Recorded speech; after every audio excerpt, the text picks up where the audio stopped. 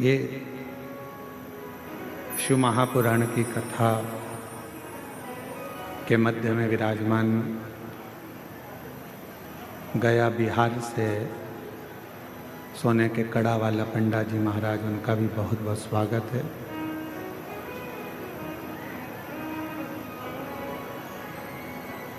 शिव कृपा,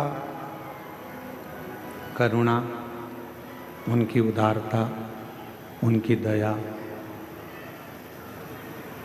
जब संसार सागर में पशु हो, पक्षी हो, जीव हो, जल हो, थल हो, वायु, आकाश, संसार का मानव, सब पर जब शिव की कृपा होती है तो जिंदगी में जितने भी दुख यदि सामने आते भी हैं तो वो धीरे धीरे समाप्ति पर चले जाते हैं। और यदि शिव की दृष्टि ही ना पड़े,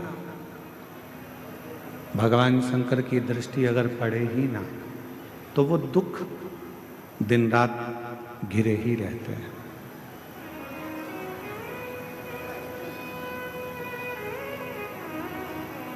कल एक बहन जी मिलने के लिए आई थी, उन्होंने एक प्रश्न किया था, गुरुजी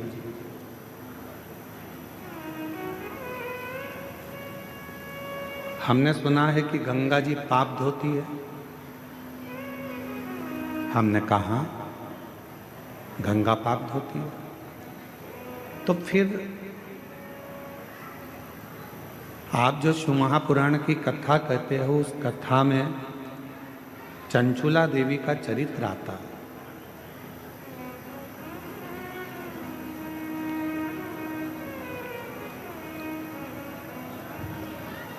कि चंचुला देवी का पति प्रेत योनि में पड़ गया।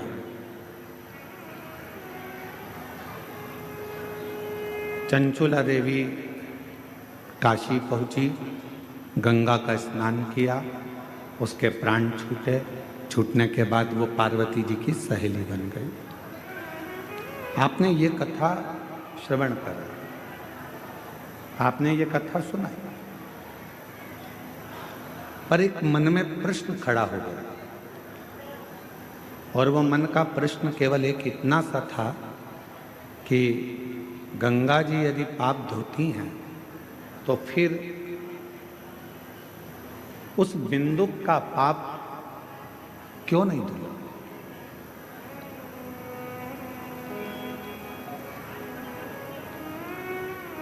हम आपसे कहेंगे कि गंगा पाप धोती है, ये निश्चित है। माँ गंगा पापों से मुक्त करती है, ये निश्चित है।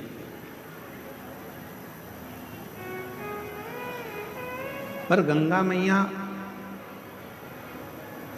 आपके बेकार विचारों को, आपके भीतर के अवगुणों को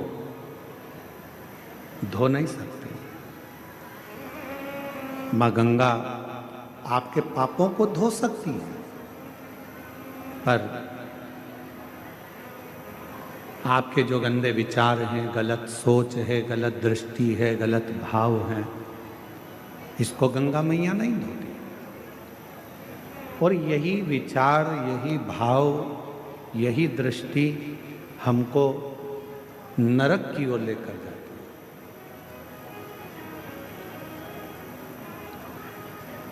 तो फिर हमारे मन के गलत विचारों को, गलत दृष्टि को, गलत भावों को समाप्त कौन करता है? तो शिव महापुराण में यही प्रश्न चंचुला जी ने भी तुमरुका जी से करा था कि हमारे भीतर के विकारों को, हमारे भीतर के गलत विचारों को, हमारी गलत दृष्टि को, हमारे गलत भावों को कौन समाप्त कर सकता? तो भगवान तुमरुका जी ने कहा था, जब कली काल में चारों तरफ हाहाकार मचा रहेगा, कोई गाड़ी जा रही है, एक्सीडेंट हो गया, कोई फ्लाइट उड़ रही है, कहीं एक्सीडेंट हो गया, कहीं ट्रेनों का एक्सीडेंट हो जाता है, कहीं मनुष्य चलते चलते गिर जाता है, कहीं हार्ट अटैक बढ़ रहे हैं, कहीं शुगर बीपी बढ़ रहा है, कहीं बीमारियां कैंसर जैसे रोग, कहीं टीवी, कहीं किडनी, कहीं लीवर, कहीं थायराइड, ऐसे कई रोग, कोई घुटना, कोई कमर, कोई बुखार, कोई कुछ। प्रत्येक मनुष्य जब संसार सागर में दुखी होगा, सारे दुखों से वो ग्रसित होगा, और यदि वो एक बार भी अपनी जिंदगी में शिव महापुराण की कथा को श्रवण कर लेगा तो निश्चित है कि उसके भीतर के विकार, उसके भीतर के जो गलत भाव है, गलत दृष्टि है, गलत विचार है, गलत सोच है, वो सारा की सारा समाप्त होते चले जाएगा।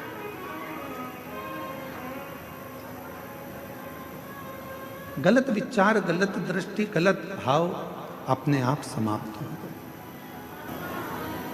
और मैंने तेरे ही भरोसे बाबा, तेरे ही भरोसे हवा बिच उड़ती जावागी, बाबा डोर हर तो छड़ी ना मैं कटी जावागी।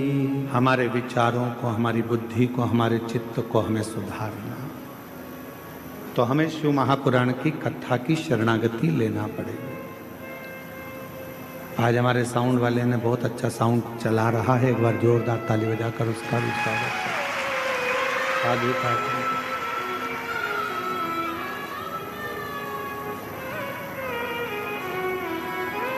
हमें शिव की शरणागति ग्रहण करना। अब शिव की शरणागति कैसे ग्रहण कर सकते हो, तो उसमें तुम्हें कुछ देने की जरूरत नहीं है।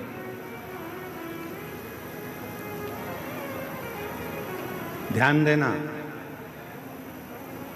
जबरदस्ती मार ठोक के माँ बाप भी नहीं बनते। कोई तुमसे कहे कि मैं तुम्हारा बाप हूं, मार मार के कहे, तो तुम उसको बाप मान लोगे क्या? अरे बोलो तो जम के। जबरदस्ती मार मार कर, ठोक ठोक कर माँ बाप भी नहीं बनते। कोई तुमसे कहे कि मैं तेरी माँ हूं, मार ठोक कर कहे तो भी माँ नहीं बन सकती। जबरदस्ती मार ठोक कर माँ बाप नहीं बनते, जबरदस्ती मार ठोक कर गुरु नहीं बनते। कोई कहे नहीं तुम्हें हमसे तो गुरु मंत्र लेना ही पड़ेगा, हम जो मंत्र देंगे उसका जाप करना पड़ेगा, हमको गुरु बनाओ, किसी को मत पूछो, हमारे फोटो की पूजन करो, हमको घर में रखो, हमारी आराधना करो, हमारी आरती करो, हमारे चरण धोकर पियो। बस मार ठोक कर गुरु भी नहीं बनता, मार ठोक कर माँ बाप नहीं बनते, मार ठोक कर गुरु नहीं बनता। और याद रखना,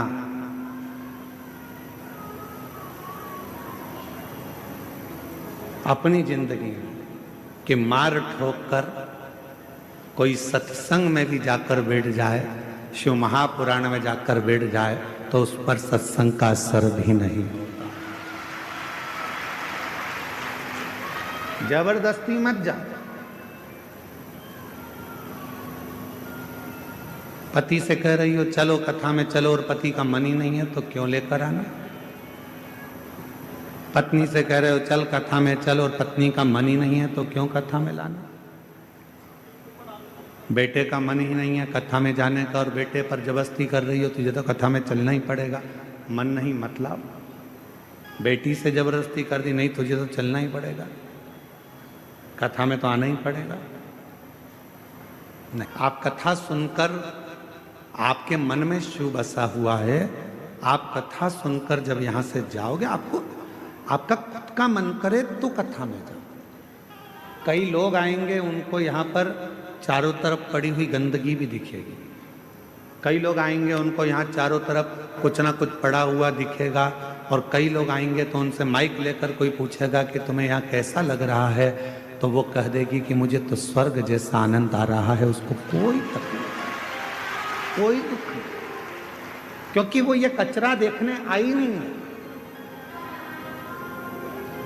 वो ये कचरा ढूंढने यहाँ नहीं आई, वो तो यहाँ महादेव को खोजने के लिए, मिट्टी में भी मेरे महादेव को खोज कर ले जाने के लिए। उसको यहाँ ना तो गंदगी नजर आ रही है, ना उसको गंदा दिख रहा है। लोगों ने कहा ठंड पड़ रही है, बिल्कुल कुकड़ रहे हो, लोग अपने घरों से बाहर नहीं निकल रहे आधी रात को, और तुम पूरे खुले मैदान में पड़े हुए हो। खुले मैदान,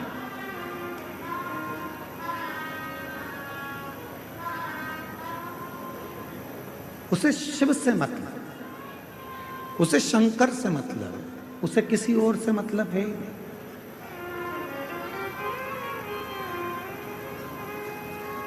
मंदिर में जाकर भी अगर आप गंदगी देखोगे तो फिर महादेव से दूर हो जाओ। कहाँ गए थे? देवघर में बाबा के दर्शन करने गए थे। क्या हुआ? बहुत लंबी लाइन लगी है, सियोर वाला महाराज आया है कथा करने के लिए, 8 घंटे में दर्शन हो रहा है। 8 घंटे में दर्शन। सवेरे 4 बजे से लगी थी मंदिर में, तो 10 बजे दर्शन हुए। अच्छा, सावन में हम दर्शन करने आते हैं, सावन में जल चढ़ाने आते हैं, तो आधे घंटे में जल चढ़ जाता है, और यहाँ कथा में 8 घंटे में दर्शन हो रहा है। ऐसा हो क्या रहा है? कारण क्या है? उसका एक कारण है, सावन में जब हम जल चढ़ाने आते थे तो अर्घा में जल डालकर बाहर निकल जाते थे। कथा में बाबा तुम्हें अंदर तक बुलाकर दर्शन करा रहा है, इसलिए 8 घंटे लग रहा है। इसलिए 8 घंटे लग रहा है।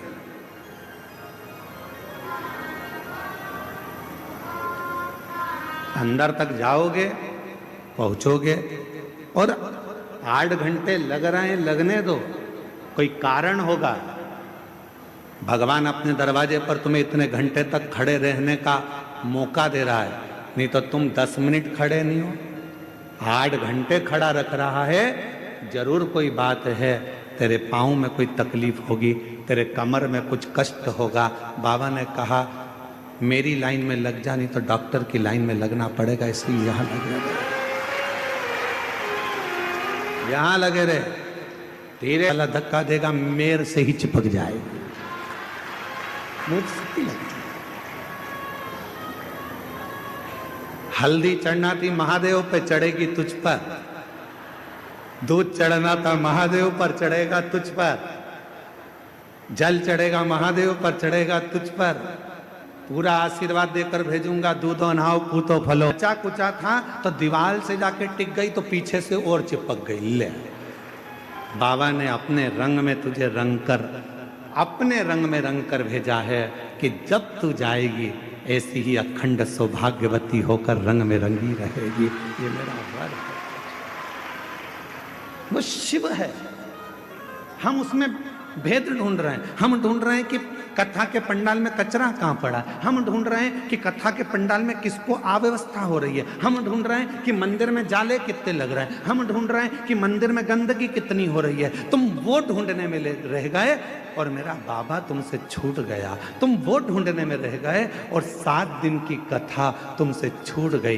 कोई आया था दिल से कथा सुनने, उसने कुछ नहीं देखा, उसने तो अपनी पन्नी बिछाई, कचरा पड़ा था अपनी जगह, वो बैठ गया, कथा सुनी, वहीं की मिट्टी। लोग कह रहे कचरा पड़ा है, गंदगी हो रही है। उसने कहा गंदा तो मैंने देखा ही नहीं, क्योंकि मेरी दृष्टि में जो पीला चश्मा लगाता है उसे पीला दिखता है, काला लगाता है उसे काला दिखता है, नीला लगाता है उसे नीला दिखता है, लाल लगाता है उसे लाल दिखता है, और जिसके नेत्र पर शिव पुराण का चश्मा चढ़ा होता है उसे केवल शिव ही दिखता है, दूसरा दिखता ही नहीं।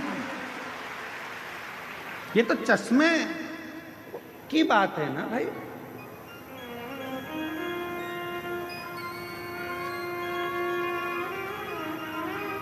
अपनी दौलत, अपना सामान, अपनी चैन, अपनी मोबाइल सब घर पे रखो और उसका आश्रय लेकर बाबा से दिल की बात कहने के लिए, अपने नगर में बाबा आया है उसका आदर करने के लिए, बन सके 7 दिन नहीं पहुंच सके तो 1 दिन पहुंचकर उससे मिलकर तो देखो कि मेरा बाबा देता है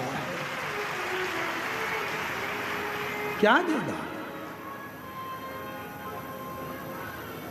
कल तो कथा का समय यही 1 बजे से 4 बजे तक रहेगा। परसों सुबह 8 से 11 कथा पंडाल में कथा हो जाएगी। टीवी पर 1 से 4 दिखेगी।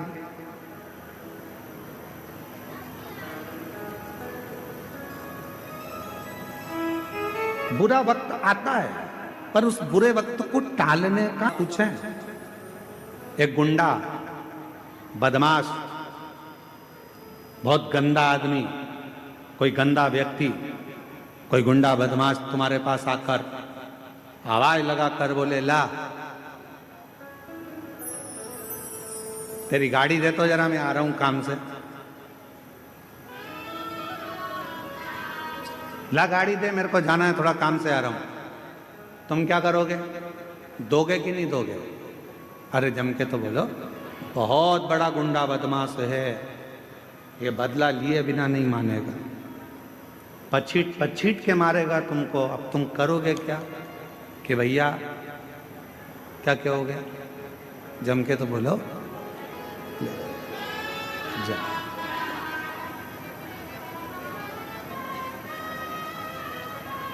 बहुत बड़ा गुंडा बदमाश,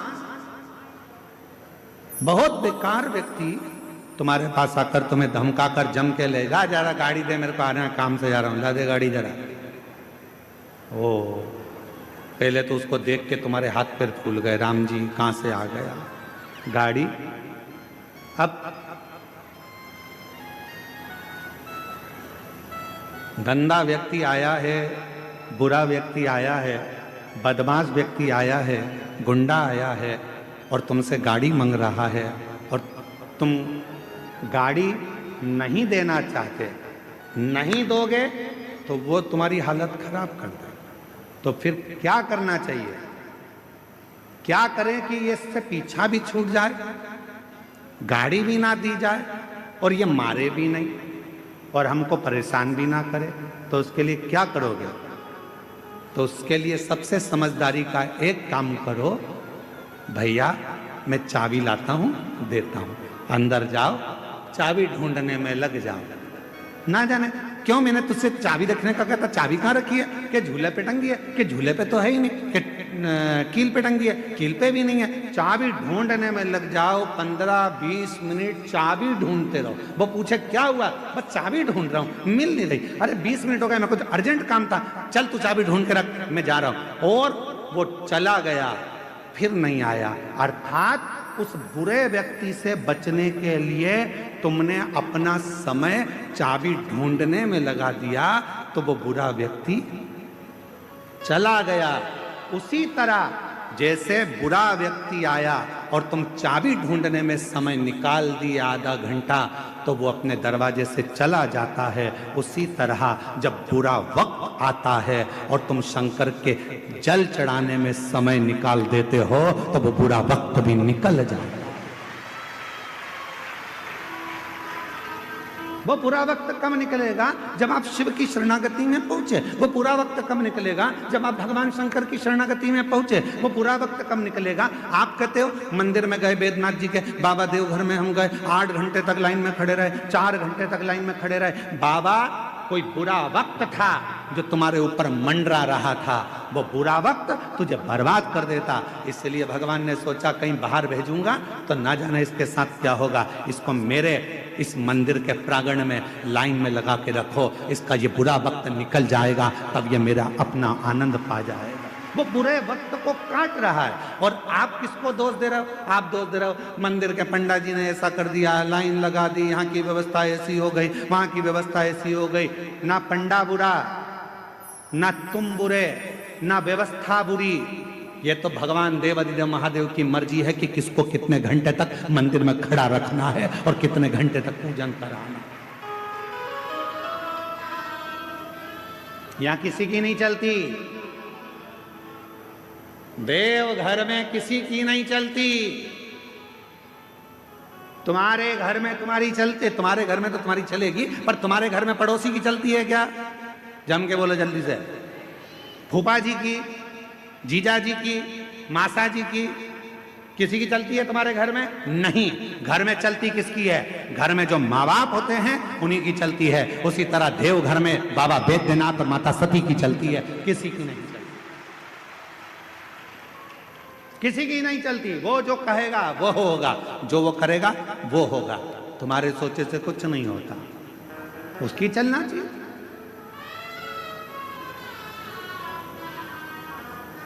उसको तुमसे मिलना होगा तो सारे रास्ते साफ कर देगा, और अगर नहीं मिलना होगा तो ऐसी ऐसी अड़चन ला